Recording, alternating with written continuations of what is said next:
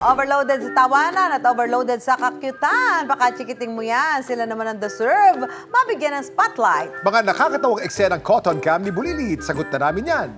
Just kidding!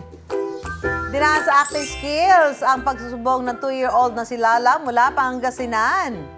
Halika dito. Umuwi Anong nangyari, bebe? Anong nangyari? Buhangin si Lala matapos makipaglaro sa labas ng ginawa kanilang sa'yo? bahay. Diyan. Aksidente raw na itulak siya ng ginawa kalaro. Pero imbes na umiyak at magsalita, idinaan ni Lala sa paawa effect ang pagsusumbong sa kanyang nanay. Ang kanyang ina naman na si Rosana ay natatawa habang kausap ang anak dahil bukod sa itsura at acting skills ng anak, first time raw itong hindi nagsalita habang nagsusumbong.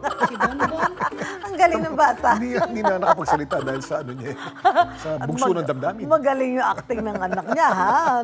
Magaling ang acting, ha? Ang ganda ng bata, pwedeng artista. Pwede, oo. Ito naman po susunod, walang iyakan, only cuteness ang binahagi ng susunod nating chikiting. Cute na cute ang eksena ng 2-year-old na si Ezra habang nagbabakasyon sa Zamboanga at ng kanyang new friend. Naging kalaro raw ni Ezra ang batang lalaki habang kumakain sila sa restaurant. At nang uuwi na sila, nagyakapan sila at tila ng beso-beso ang dalawa. Sana magkita kayo ulit. Ayun.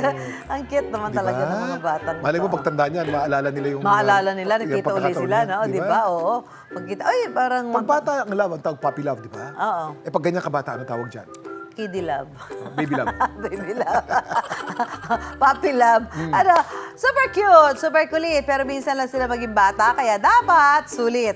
Sa mga gusto mag-share na nakatutuwang video ng kanilang chikiting, mag-comment o i-share yan sa Dapat Alam Mo Facebook page. Malay mo ang iyong chikiting na ang susunod na bibida dito sa Just kidding!